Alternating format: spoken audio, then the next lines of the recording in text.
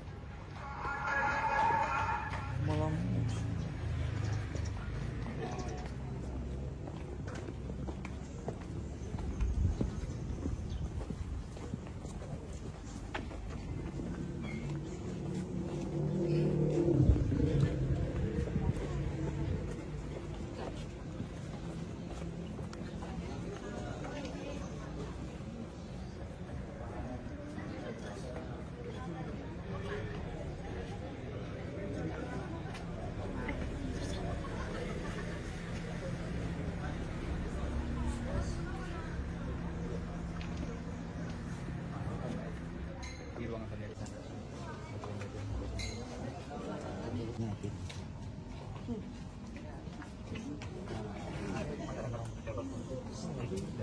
Yang mau foto, tapi malam.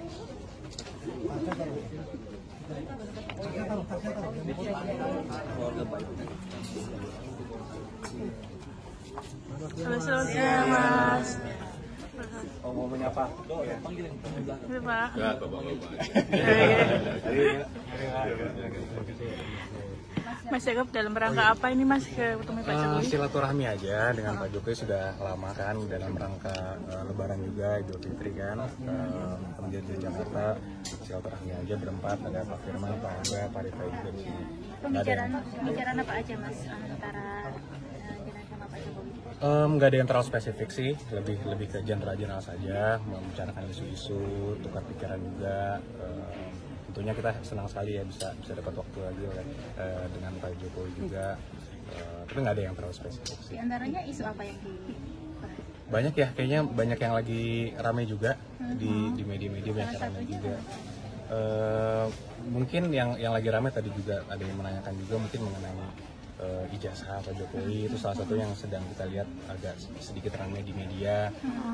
Jadi ya kita melihat sebenarnya ini kan perkara sudah lama, sudah dari 2023 perkaranya, dan kita sudah menjadi kuasa hukum Pak Jokowi. Dari situ ada 2 gugatan juga di PN Jakarta Pusat dan 1 juga di Petun, dan itu sudah kita menangkan, dan gugatan dari lawan juga sudah kalah. Jadi sebenarnya kita juga bingung nih kenapa masih ada juga pihak-pihak yang menanyakan juga mengenai keaslian ijazah Pak Jokowi.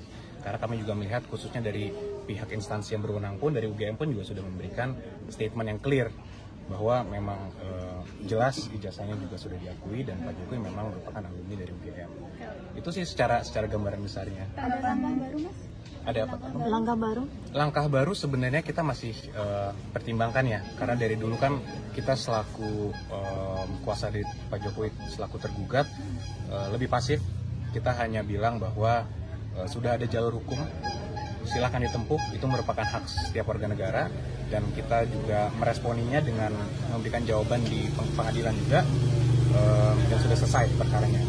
Cuman sekarang memang kita sedang mempertimbangkan langkah-langkah hukum karena kita melihat makin kesini ada oknum-oknum atau ada pihak-pihak yang sudah mulai menjalani jalur-jalur di luar hukum, dan itu sudah sangat sifatnya mungkin sudah ada yang berita bohong, sifatnya udah lebih ke arah fitnah, dan ini ingin kita hindari karena khususnya ini lagi masa Lebaran, suasananya lagi guyup, lagi baik, ya kita sayangkan dan kita juga menghimbau agar pihak manapun agar janganlah sudah stop lah untuk melakukan hal seperti itu. Sudah dikoordinasikan dengan Pak Jokowi terkait langkah itu?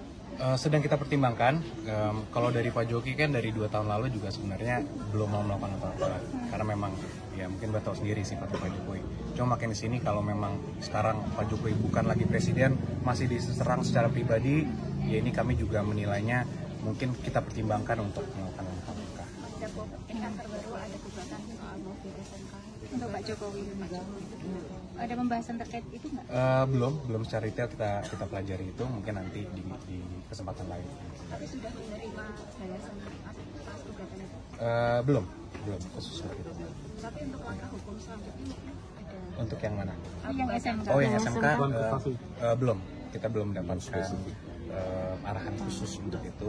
Ya kita lihat dulu lah. Tapi dari tim hukum sudah tahu terkait itu atau gimana? Iya, kita sudah mendengar.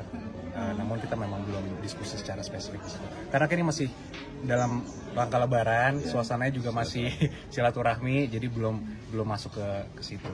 Tapi secara umum saya apakah setiap gugatan dari Pak Jokowi juga akan langsung direspon?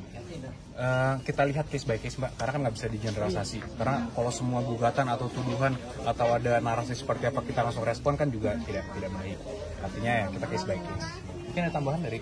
Ya, mungkin ada satu hal yang tadi kami sampaikan bahwa memang kalau sebelumnya sejak 2 tahun yang lalu isu soal ijazah ini kita tangani dalam satu perspektif. Ini beliau sebagai pejabat publik di mana masyarakat boleh saja mengkritisi. Tapi yang perlu diingat hari ini adalah Pak Jokowi sudah menjadi warga negara biasa. Di mana setiap warga negara dalam hak asasinya memiliki privacy. Ini yang perlu juga dicermati oleh semua pihak bahwa beliau sudah masuk dalam kehidupan pribadi sebagai warga negara, ada perlindungan privasi, sehingga kita harapkan tuduhan-tuduhan yang tidak kontekstual mungkin untuk tidak dilanjutkan.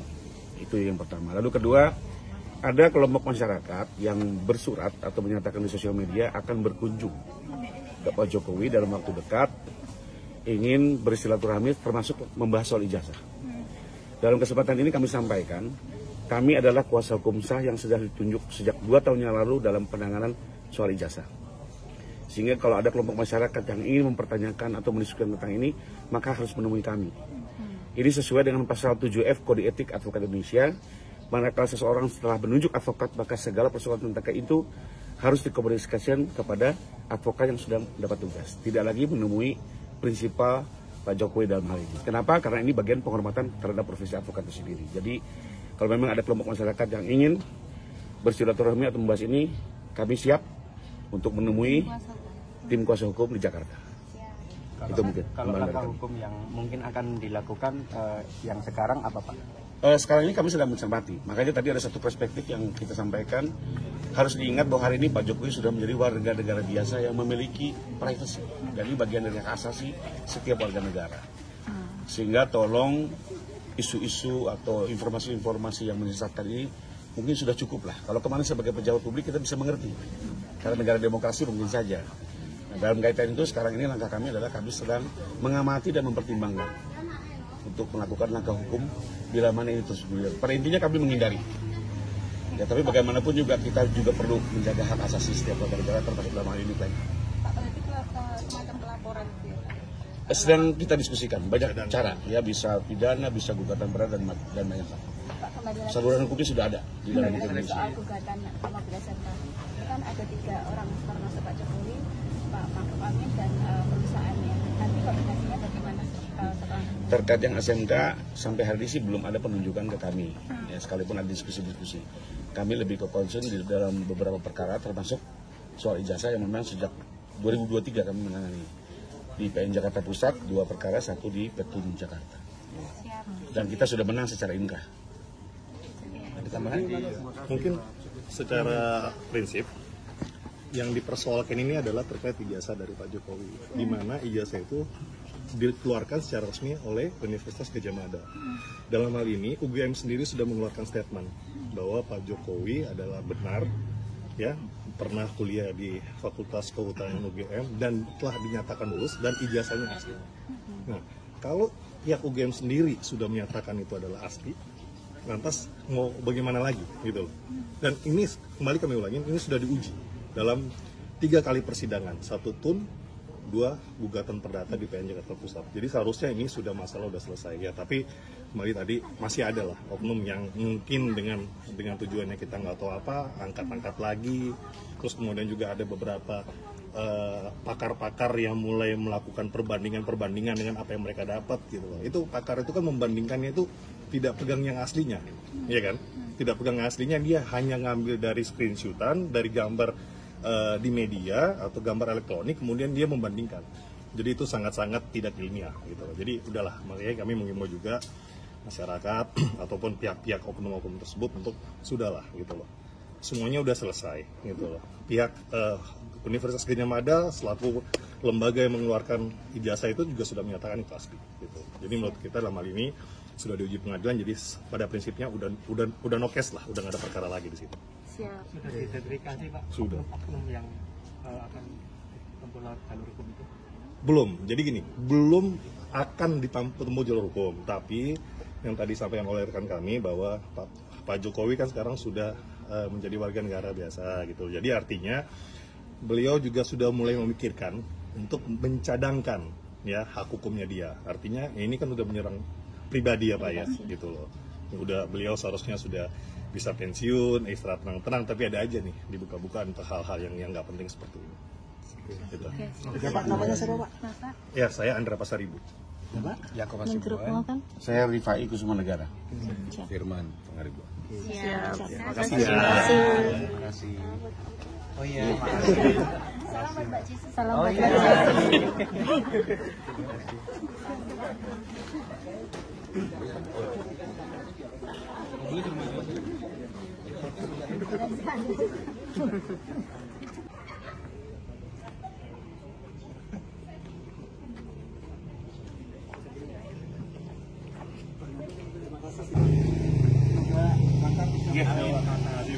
Terima kasih, Pak.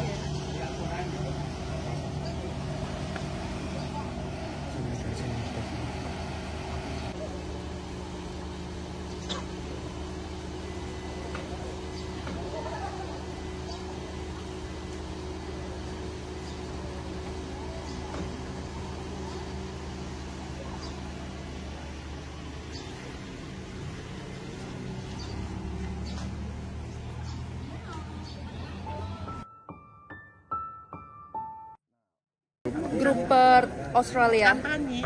Perth, ya. Oh Bapak. Iya, terharu saya dukungan Pak Presiden. Saya selalu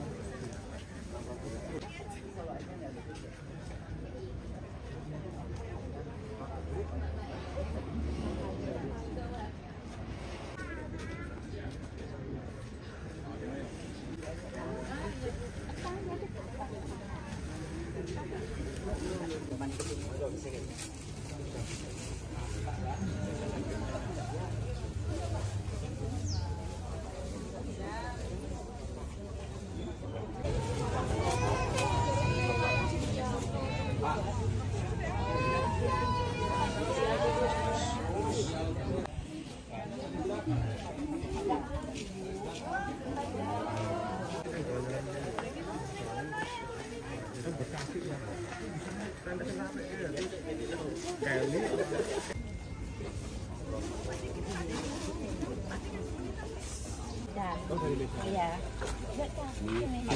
Dari Australia. Oh, dari Australia. Waktu kampanye di sana. Jadi 2014 kami ada kampanye di kelompok Puja Kusuma.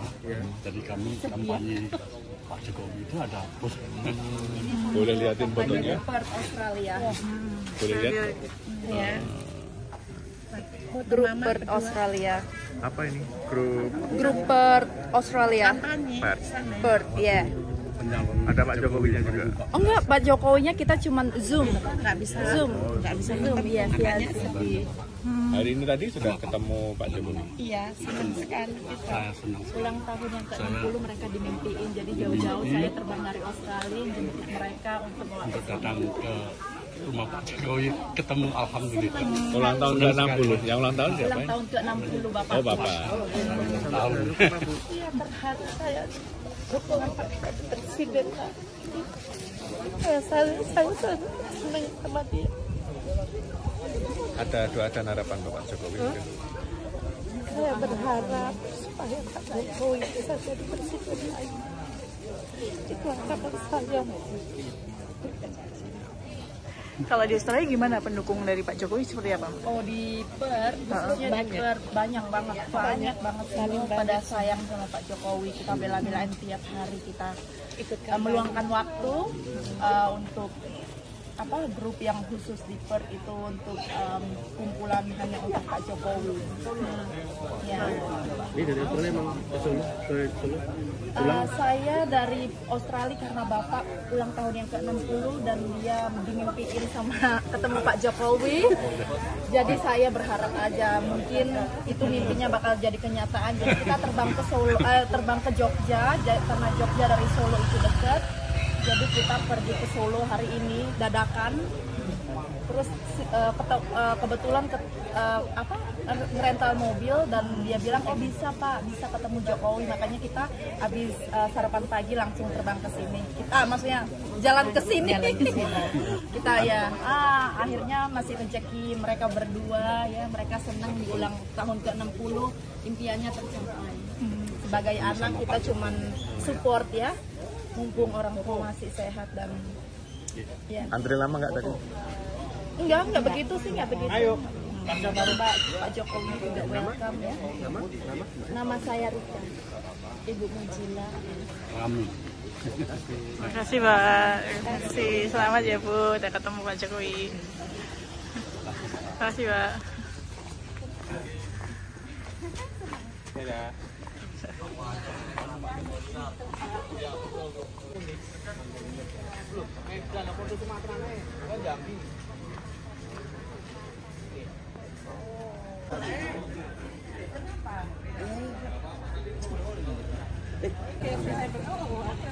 Ini sini Bapak yang Bapak, kaos Pak. yang sudah foto sini. Sudah foto Pak. Ya.